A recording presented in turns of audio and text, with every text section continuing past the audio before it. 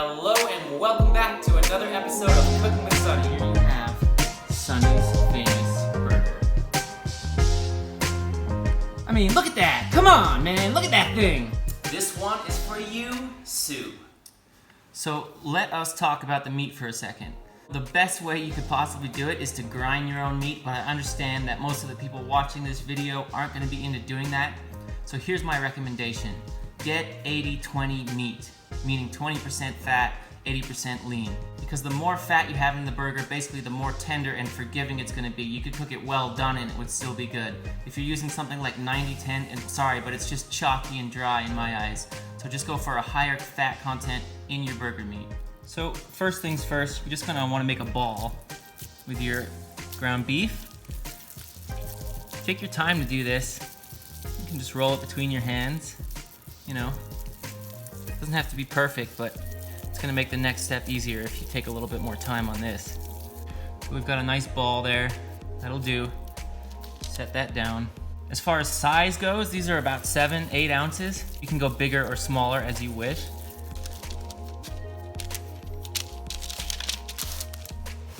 Another little burger hack I've learned is to take another little piece of parchment, set it right on top.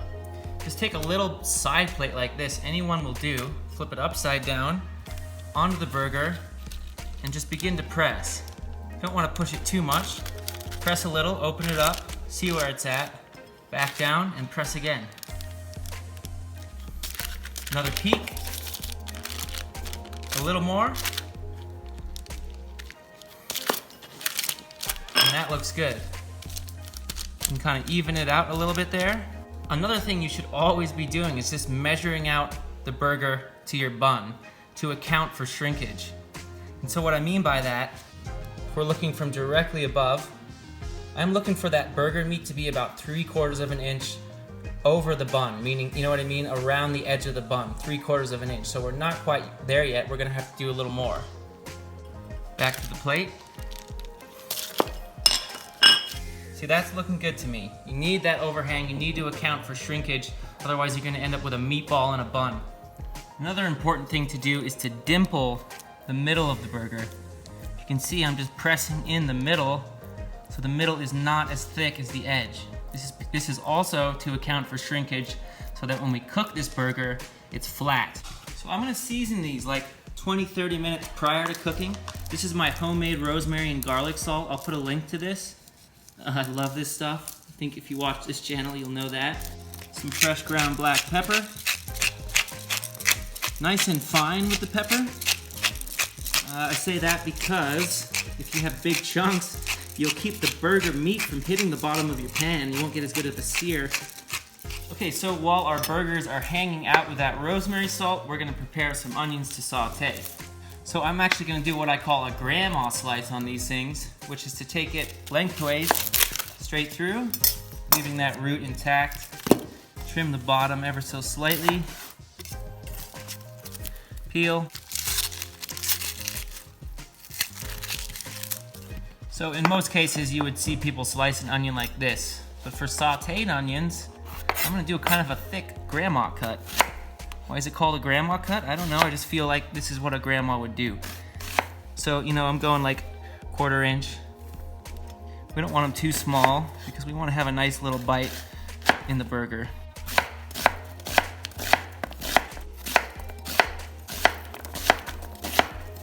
So there's our grandma cut. So I've got a nice heavy saute pan. It's been on medium heat for about 5 minutes. I'm gonna add some cooking oil. Good amount. Okay, the pan is ripping hot. Let's add our onions. Nice sizzle. Some salt.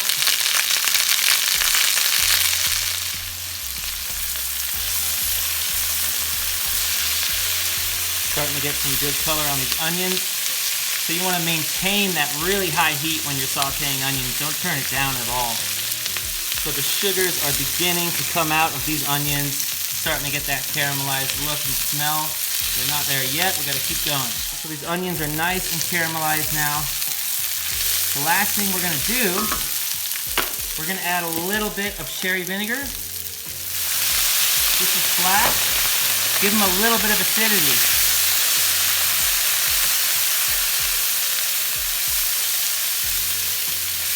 And those are done. So now I'm gonna prep the rest of the items for our burger. Just using a bread knife for this. By the way, if you want one bread knife to rule them all, the Tojiro slicer is your knife. This thing rocks. I'll put a link below the video.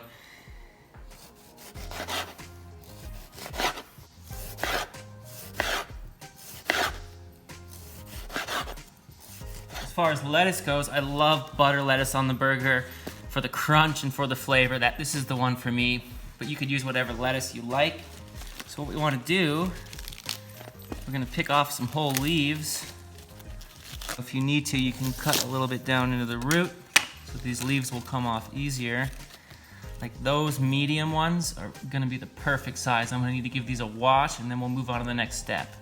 Something you could do to make this a little more round to fit that bun and burger better is just to take out this little stalk, and then what you wanna do is just tuck one end under the other. And so you end up with just a rounder piece of lettuce that's just gonna fit better on a bun. So I've got a cast iron skillet going over high heat here. I'm gonna let that get hot for about like 6 minutes before I start cooking the burgers. So now you can see, I hope you can see that, our cast iron pan is smoking. Then and only then do you wanna add your oil. Just a little bit, right? There's gonna be a lot of fat coming out of those burgers, so we just need enough to really coat the pan. Just allow the oil to flow over the pan. You can do this just by moving it around. Just like that. Okay, another 1.5 minutes with that oil down, we're gonna add our burgers.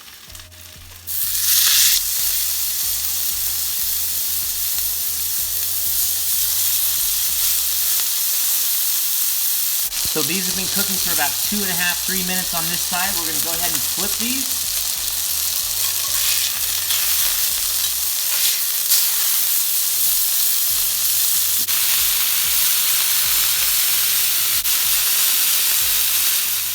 We're gonna be using Muenster cheese on these burgers. It's just a nice, more subtle flavor that I love on a burger. You can see here, blood is piercing the surface of these burgers. That means they're rare. So I think they're around 100 degrees right now in there.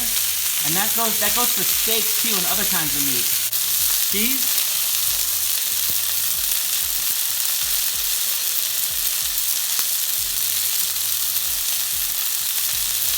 They're going straight in to a 400-degree oven to melt that cheese.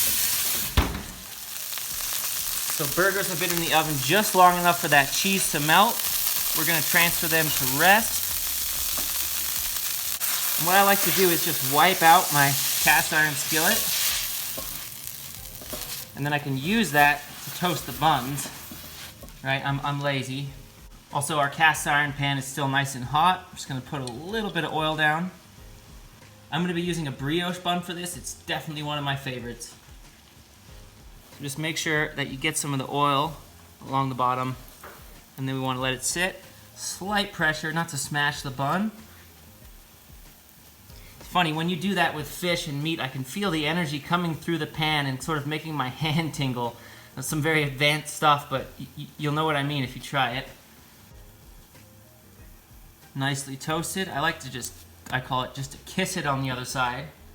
So we're gonna let it sit. This is in real time, I'm not gonna edit this. And that's it, flip it back over. There's your toasted bun. Now we're gonna go ahead and assemble our burgers. We're gonna be starting with my secret burger sauce. I just made a video on this, I'll put a link.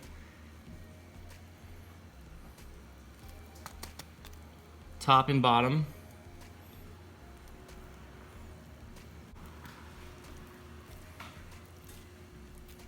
I'm always putting my tomatoes on the bottom. I just like it when my burger holds together. Season the tomato, little finishing salt.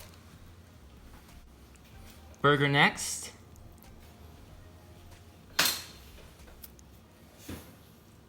Sauteed onions. That little bit of sherry vinegar is gonna give these such a great kick. If you don't have sherry, you could use another vinegar. It would not be the end of the world. Lettuce down,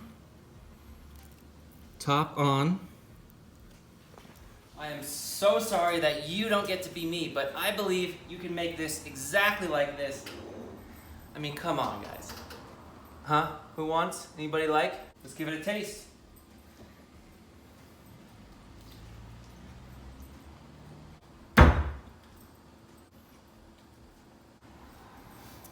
Not even joking, one of the best burgers I've ever tried. Sonny's secret sauce, caramelized onions, Muenster cheese, following proper technique, good tomatoes, beautiful lettuce, a wonderful toasted brioche bun. You've got a burger to remember for a lifetime. Well, that is it for today, my friends. If you enjoyed the content, please do not forget to like and subscribe, and I will see you next time.